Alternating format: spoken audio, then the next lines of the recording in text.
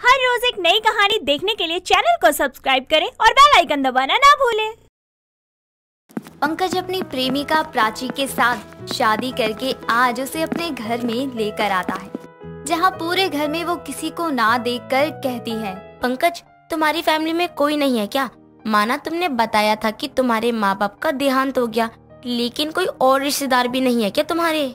नहीं प्राची, मेरा कोई रिश्तेदार नहीं है। और सही है ना, रिश्तेदार होते तो झंझट होता, और सास होती तो तुम्हें हमेशा टोकती रहती। इससे अच्छा है ना तुम आजाद हो, रोक टोक से फ्री हो तुम। हाँ वो सब तो ठीक है, लेकिन फिर भी घर में कोई बड़ा होता है ना, तो उनका आशीर्वाद और मार्गदर्शन जिंदगी को आसान कर देता है। क्या यार, छोड़ो ना तुम ये बातें। अब इस घर को तुम्हें ही संभालना है, तो तुम इन सब चीजों पे ध्यान दो। पंकज ये सब कहकर प्राची को घर दिखाने लगता है और दोनों उस दिन से अपनी एक खुशहाल शादीशुदा जिंदगी की शुरुआत करते हैं। लेकिन गुजरते दिनों के साथ प्राची को पंकज का व्यवहार कुछ ठीक नहीं लगता। अक्सर रात को पंकज किसी से फोन पर बातें किया करता, गुस्से में किसी पर चिल्लाता। ऐसे ही एक दिन पंकज जब बाथरूम में नहा रहा था, तभी एक आदमी घर आता है और प्राची उससे कहती है, जी आप कौन, किससे मिलना है? वो पंकज है क्या? उसको महीना देना था, किधर है वो नहा रहे हैं। वैसे किस चीज का महीना है, मैं कुछ समझी नहीं। और लाइए ये मुझे दे दीजिए, उनको अभी समय लगेगा। ठीक है, अपन को भी बहुत काम है, वैसे भी धंधे का समय हो गया है। ये पकड़ो पैसे, और पंकज से बोलना की जरूरत है अपन को भी तुम्हारी माफिक लड़कियों की, वो तो बताए। वो आदमी पैसों का लिफाफा प्राची को दे देता है और प्राची उसे घूरते हुए जाने देती है। उसके जाने के बाद प्राची उस पैसों के लिफाफे को खोलकर देखती है तो उसमें बहुत सारे पैसे होते हैं। इतने में पंकज भागता हुआ तौलिए में ही नीचे आता है और प्राची से वो पैसे का लिफाफा छीनते हुए कहता है, कोई आया था तो मुझे बुला लेती ना, खुद किसी के सामने जाने की क्या जरूरत थी? क्या हुआ पंकज, आप नहा रहे थे इसलिए आपको आवाज नहीं दी? और ये इतने सारे पैसे वो आदमी आपको क्यों देकर गया? और कितना अजीब आदमी था, कहता उसको जरूरत है लड़कियों की, ना जाने कैसी बातें कर रहा था। ये मेरे दूर के चाचा ने पैसे भेजे हैं, और वो लड़कियों की नहीं लकड़ियों की बात कर रहे थे। तुम भी ना क्या क्या सोच लेती हो। तुम ये सब छोड़ो, मुझे ना काम पर जाना है, नाश्ता बनाओ। पंकज इतना बोलकर कमरे में चला जाता है और प्राची उसके ऐसे व्यवहार को देखकर खुद से कहती है, शादी के समय तो कहा था कि कोई रिश्तेदार नहीं है पंकज का, तो ये दूर के चाचा कहाँ से आ गए और इतने पैसे क्यों दिए हैं पंकज को? प्राची के मन में बहुत से सवाल थे, लेकिन पंकज ने उसे कुछ बताना जरूरी नहीं समझा। ऐसे ही दिन गुजरते गए। प्राची अपनी गृहस्थी में ये बातें भूल गई थी। लेकिन एक दिन रात के समय जब दोनों पति पत्नी सो रहे थे, तभी अचानक आधी रात में पंकज का फोन बजता है। लेकिन पंकज के उठने से पहले प्राची उठ गई और वो फोन पिक कर लेती है। लेकिन प्राची कुछ बोलती उससे पहले सामने से एक आवाज आती है, बेटा अब तो मुझे यहाँ से ले जा, मत दे इतनी सजा सौतेली होने की, खत्म कर दे सौदे को। कौन है आप? कौन बोल रही हैं? किससे बात करनी है आपको? प्राची की आवाज से पंकज की आंख खुलती है और वो अपना फोन प्राची के पास देखकर उससे छीनते हुए बोलता है, प्राची पागल हो क्या? ऐसे किसी का फोन बिना पूछे उठाते हैं क्या? पंकज किसी का फोन नहीं उठाया, अपने पति का फोन उठाया है। और तुम सो रहे थे, फोन बज रहा था इसलिए उठा लिया। तुम इतना भड़क क्यों रही हो? अरे कौन था फोन पर? किसी औरत की आवाज थी। इस समय किनके कॉल आते हैं? मेरे एक दोस्त ने ना मजाक के चलते मेरा नंबर एक कॉल गर्ल को दे दिया, जिसके कारण वो मुझे परेशान करती है अलग अलग नंबर से कॉल करके। लेकिन वो आज किसी लड़की की नहीं बल्कि किसी औरत की आवाज लग रही थी। वो बेटा क्यों कहेगी इनको? कोई बात तो है जो पंकज मुझसे छुपा रहे हैं। प्राची पंकज की बात से सहमत तो नहीं थी, लेकिन फिर भी वो चुपचाप से सो जाती है। अगली सुबह प्राची लंच बनाकर पंकज को दे देती है। लेकिन तभी वो पंकज को घर से निकलते हुए किसी से फोन पर कहते सुनती है, तुम चिंता मत करो, आकर ठिकाने लगाता हूँ उसकी अकल को, जीना हराम किया हुआ है।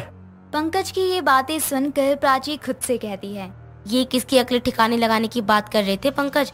हो ना हो कहीं जाने वाले हैं, मुझे पीछा करके देखना चाहिए कि कहीं कुछ गड़बड़ तो नहीं है। प्राची जल्दी से पंकज के पीछे पीछे घर से निकल जाती है और छुपकर उसका पीछा करती है, जहां वो पंकज को अपने शहर की कुछ बदनाम गलियों में जाते देखती है। प्राची अपने पल्लू से अपना मुंह ढककर पंकज के पीछे ही थी। तभी वो पंकज को एक बड़े से कोठे जैसे घर में घुसते हुए देखती है। तो वो भी वहीं बाहर खड़ी होकर उनकी बातें सुनने की कोशिश करती है, जहां वो खिड़की से उस आदमी को पंकज से बात करते हुए सुनती है जो उस दिन उसके घर आया था। पंकज भाई देख ले, आए दिन ये कोई नया ड्रामा करती है। कल रात एक कस्टमर के फोन से तेरा नंबर मिलाकर तुझे कॉल कर देती। देख, हर महीने पैसे समय पर आते हैं तेरे पास, इसलिए इसका ये झंझट बंद करवा। हाँ, आजकल ज्यादा ही हो रहा है इनका। ये बोलकर पंकज जमीन पर बैठी एक औरत के बाल पकड़कर उससे कहता है, क्या परेशानी है आपकी? अरे क्या दिक्कत है आपको इस काम से? आपके कारण आपके बेटे का पेट भर रहा है, उसको पैसे मिल रहे हैं, तो इस सौदे को निभाने में क्या जा रहा है आपका? वैसे भी आपका तो काम ही है ना यूं ही मर्दों को फंसाना। ऐसे ही तो आपने मेरे बाप को फंसाया था। बेटा ऐसा मत कहो, मैंने तुम्हारे पापा से प्यार किया था, लेकिन फर्क बस इतना है कि मुझे नहीं पता था वो किसी और के थे, वरना मैं उनको आंख उठाकर भी नहीं देखती, और उन्होंने भी मुझसे ये सब छुपाया था। इसमें मेरी क्या गलती है? पर मैंने तुम्हें हमेशा अपना बेटा माना है, लेकिन तुमने मेरा सौदा कर दिया उनके जाते ही। हाँ, क्योंकि मुझे कोई जरूरत नहीं है आपकी, समझिए आप मेरी माँ नहीं है, सौतेली माँ है। आप जिए चाहे मरे, मुझे से कोई फर्क नहीं पड़ता है, और मुझे आपसे कोई हमदर्दी नहीं है, समझिए आप। आइंदा मुझे कॉल किया तो आपका सौदा इतनी दूर करूंगा ना कि वहाँ आपको फोन तो दूर की बात है, ताजी धूप तक नसीब नहीं होगी। अब अगर इसने ज्यादा ड्रामा किया ना तो इस पे हाथ उठा देना। पंकज ये बोलकर वहाँ से चला जाता है और खिड़की से देख रही प्राची की आंखें आंसुओं से भीगी होती हैं। उसने अभी अभी अपने पति का ऐसा रूप देखा जिसे वो आंखों देखी भी सच ना होने की कामना कर रही थी, लेकिन सच तो यही था, पंकज ने एक कोठी पर अपनी माँ का सौदा किया हुआ था। ये सब देखकर प्राची उस वक्त वहाँ से निकल जाती है और घर आकर पंकज के कमरे की अच्छे से तलाशी लेती है, तो वहाँ उसके पुराने घर का एड्रेस मिलता है। प्राची जल्दी से उसके पुराने घर पर जाती है जहाँ ताला लगा था। ये देखकर प्राची वहाँ मौजूद एक औरत से कहती है, नमस्ते आंटी जी, आप मुझे बता सकती हैं ये घर में रहने वाले अब कहाँ हैं? अरे कितने दिनों बाद कोई यहाँ के बारे में पूछने आया है, वरना साधना बहन जब से गई है तब से ना वो आई है ना उनका बेटा पंकज। पंकज मेरा दोस्त है, वो पता नहीं कहाँ गया अब, लेकिन उसने मुझे बताया था कि उसकी माँ मर गई है। तो साधना जी कौन है? साधना पंकज की सौतेली माँ थी। वो क्या है ना, पंकज के पिता ने उसकी माँ राधा और साधना के साथ बहुत गलत किया, 2 शादियाँ की, लेकिन राधा ने साधना का अच्छा स्वभाव देखकर उसे अपना लिया, पर बीमारी के कारण राधा बहन चल बसी। उसके कुछ समय बाद भाई साहब, लेकिन उसके बाद साधना बहन ने पंकज को अपने बेटे की तरह पाला, सौतेली होकर सगी माँ का प्यार दिया, लेकिन दोनों ही एक दिन इस घर से चले गए। अच्छा, आपका बहुत बहुत शुक्रिया आंटी जी, मैं चलती हूँ। प्राची वहाँ से कुछ दूर निकलकर खुद से कहती है, पंकज इतने गिरे हुए हो सकते हैं, ये मैंने सोचा भी नहीं था। सौतेली माँ ही सही, माँ तो माँ होती है ना, उन्होंने उनको पाला था, तो वो अपनी माँ का सौदा कैसे कर सकते हैं? छी, घिन आती है मुझे पंकज को अपना पति बोलते हुए। लेकिन अब बस बहुत हुआ, मैं माँ जी को अब ये सौदे की जिंदगी नहीं जीने दूंगी। प्राची पुलिस लेकर उस कोठे पर जाती है और अपनी सास साधना को वहाँ से पुलिस की मदद से छुड़वा लेती है। लेकिन जब इसकी खबर पंकज को लगती है तो वो भागा भागा घर आता है, जहाँ वो प्राची को साधना के पैर दबाते देखकर कहता है, तुम्हारी हिम्मत कैसे हुई इस औरत को इस घर में लाने की, और तुम्हें क्या पता है इसके बारे में? जितना पता है ना बहुत है पंकज, और तुमको शर्म आती है अपनी माँ का सौदा करते हुए? माँ नहीं, सौतेली माँ है ये मेरी। सौतेला तुमने माना, इन्होंने नहीं। अगर इन्होंने नहीं पाला होता तुमको तो कहीं भीख मांग रहे होते। ऐसी माँ की इज्जत करने की बजाय तुम उनकी इज्जत को बेच रहे हो। तुम्हें तो भगवान कभी माफ नहीं करेगा। और अब तुम यहाँ नहीं रहोगे, कुछ देर में पुलिस आती होगी। नहीं बहू, इसको पुलिस में मत दे, मेरा बेटा है ये। माँ जी, ऐसे इंसान को बेटा मत कहिए जिसने माँ शब्द की इज्जत नहीं की, वो बेटा कहलाने लायक नहीं है।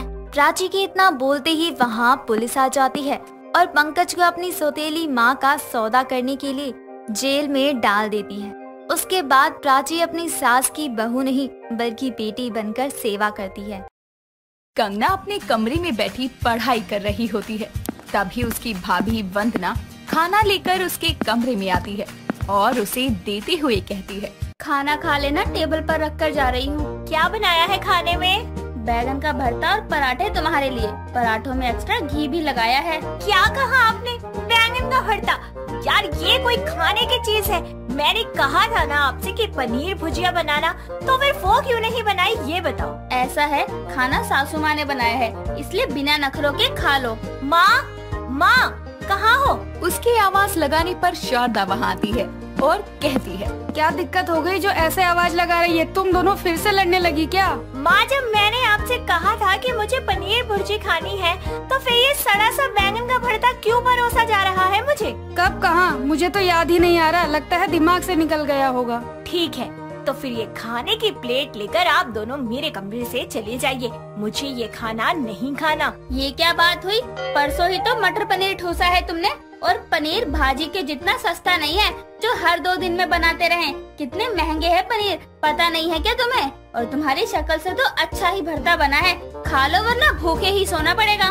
भाभी, आप मेरी शक्ल सूरत पर ना जाओ तो ज्यादा बेहतर है। मुझे नहीं खाना तो मतलब नहीं खाना। चुप कर नासपीटी, एक तो वो खाना नहीं खा रही है, ऊपर से तू बकबक कर रही है। जा जाकर अपना काम कर। देखा सासू माँ, मतलब काले से मुंह से इनको महंगा सफेद पनीर खाना है। शौक तो देख लो इनके, पनीर नहीं तो खाना नहीं। सही है। शारदा के कहने पर वंदना वहाँ से चली जाती है। वंदना की ननद कंगना काली थी। इस बात से उसे या उसके घर वालों को कोई दिक्कत नहीं हुई, लेकिन उसके महंगे शौक उसकी भाभी के लिए आफत का काम करते थे, जिसके चलते वो गुस्से में कभी कभी उसे थोड़ा बहुत सुना दिया करती। समय बीतता है। एक रोज कंगना अपने भैया भाभी के साथ अपनी फ्रेंड की शादी में जाने के लिए शॉपिंग पर जाती है। शॉप पर कपड़े पसंद करते हुए विराट कहता है, जो लेना है जल्दी ले लो, मुझे किसी काम से कहीं और भी जाना है। क्या है भैया, आपको तो हमेशा ही जल्दी होती है। अभी जल्दी जल्दी में कौन शॉपिंग करता है? अरे तुम्हें कौन सा अपनी शादी की शॉपिंग करनी है? ले लो कोई सस्ता सा लाल पीला लहंगा या गाउन खरीद लो कोई और चलो घर। ओ भाभी प्लीज, लाल पीला भी कोई रंग होता है क्या? अरे मेरी बेस्ट फ्रेंड की शादी है, कोई बढ़िया सा महंगा सा खरीदूंगी ना, यूनिक सा। ऐसे थोड़ी ना कुछ भी पहन कर चली जाऊंगी। बहस करना छोड़कर कपड़े पसंद कर लोगी तुम दोनों अब। दोनों कपड़े देखने लगती हैं, तो वहीं विराट भी अपने लिए कुछ शर्ट पसंद कर लेता है। कुछ समय बीतने के बाद भी कंगना को कुछ समझ नहीं आता, जिसके बाद वो दूसरी शॉप पर जाते हैं, जहां कंगना की नजर डमी पर लगे एक वाइट गाउन पर जाती है, जिसे देखकर वो कहती है, भैया मुझे ये वाइट गाउन पसंद है, मैं यही लूंगी। एक मिनट, पागल हो गई हो क्या? उसका प्राइस टैग देखा है? 7,000 का गाउन। हाय हाय, इतना महंगा। और ये शॉप वाले तो बार्गेनिंग भी नहीं करते होंगे। हाँ, तो ये बार्गेनिंग वाले काम करने किसे है? मैं तो यही खरीदूंगी। ये काले रंग पर व्हाइट गाउन पहनकर शादी में चलती फिरती ब्लैक एंड व्हाइट प्राणी लगोगी। वो खरीदो ना जो तुम पर अच्छा लगे। अरे कोई ऐसा रंग पसंद करो ना जो तुम पर अच्छा लगे और बजट में भी हो।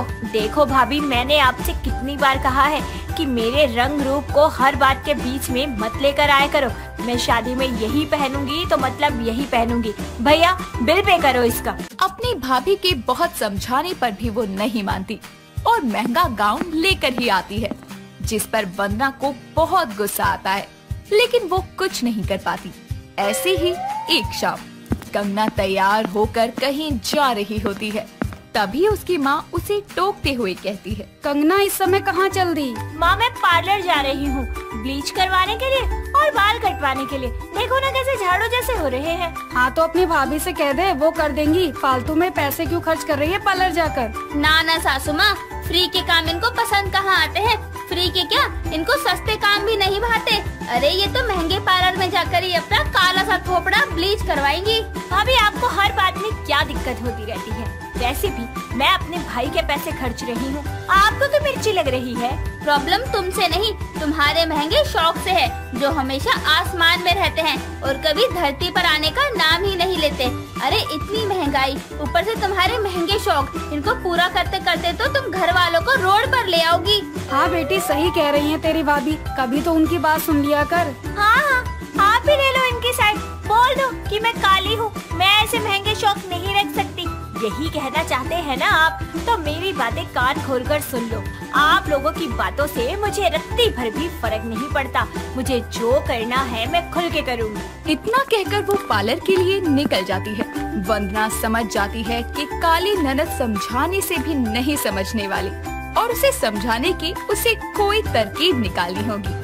कुछ दिन बाद जब कंगना कॉलेज के लिए निकल रही होती है तो दरवाजे से एक आदमी मिनरल वाटर की बहुत सारी बोतल्स लेकर अंदर आ रहा होता है। अरे भाई साहब, आप कहाँ चले जा रहे हो ये पानी लिए? ये मिनरल वाटर डिलीवर करने आया हूँ मैडम, यहीं का एड्रेस बताया था फोन पर। अरे आपको किसी ने पागल बनाया है, यहाँ किसी ने पानी नहीं मंगवाया। भैया आप अंदर जाइए और वहाँ रख दीजिए पानी। वो आदमी अंदर आकर पानी की बोतल को रखकर बिल देकर चला जाता है। ये देखकर कंगना और विराट हैरान हो जाते हैं। तभी विराट कहता है, ये मिनरल वाटर किसके लिए मंगवाया है तुमने? घर में पीने के पानी की सप्लाई ठप पड़ गई क्या? ऐसा तो कुछ नहीं है, अपने लिए मंगवाया है मैंने। आज से मैं महंगा और प्योरीफाई पानी पीऊंगी। क्यों? सप्लाई का पानी पीने में आपको एलर्जी है? एलर्जी तो नहीं है, लेकिन मिनरल वाटर मेरी गोरी स्किन के लिए अच्छा रहेगा इसलिए। मतलब तुम पगला गई हो क्या? अरे ये बोतल पैक मिनरल वाटर कितना महंगा होता है पता है ना? इसके लिए फालतू पैसे आ रहे हैं क्या? अरे जब तुम्हारी काली बहन होकर इतने महंगे शौक पाल सकती है तो मैं तो गोरी स्किन को निखारने के लिए महंगा मिनरल वाटर पी ही सकती हूँ ना। कुछ सारा ही हो रहा है भाभी। खैर आपको क्या ही कहूँ। इतना कहकर कंगना कॉलेज के लिए निकल जाती है और संडे जब सब हॉल में बैठे होते हैं तभी डोर बेल बजती है तो कंगना दरवाजा खोलती है और एक पार्सल लेकर अंदर आती है। तभी किचन से उसकी भाभी आकर उसके हाथ से पार्सल लेकर उसे ओपन करती है तो उसमें महंगा मेकअप किट होता है। चलो कब से इंतजार था इसका मुझे। भाभी इतना महंगा मेकअप किट आपने ऑनलाइन क्यों मंगवाया? मुझसे कह देती, मैं लाकर देती आपको बढ़िया क्वालिटी का, वो भी कम पैसों में। पहले तो अपने ये काले हाथ दूर रखो किट से।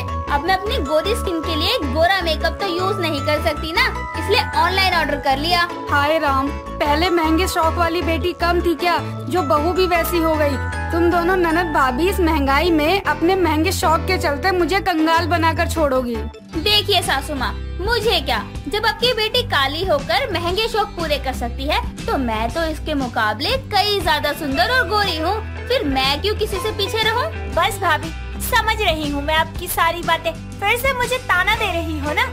ऐसा नहीं है कंगना, मैं तुम्हें ये समझाना चाहती हूँ कि इंसान गोरा हो या काला, उसे शौक अपनी हैसियत और बजट देखकर ही पालने चाहिए। अब तुमने जो इतना महंगा गाउन लिया, क्या वो तुम पर जच रहा था? नहीं ना, और फिर तुमने उसे पहना भी नहीं, इससे तुमने पैसों का तो नुकसान किया ही ना।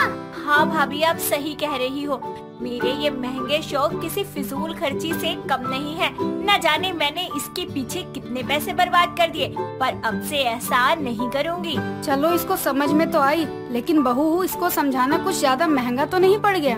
मुझे तो ऐसा नहीं लगता सासू माँ। वंदना को हंसते देखकर शारदा और कंगना भी खिलखिला उठती हैं। दोस्तों अगर आपको ये कहानी पसंद आई तो इसे लाइक करें, शेयर करें और कमेंट करके बताएं कि कहानी में आपको सबसे अच्छा क्या लगा।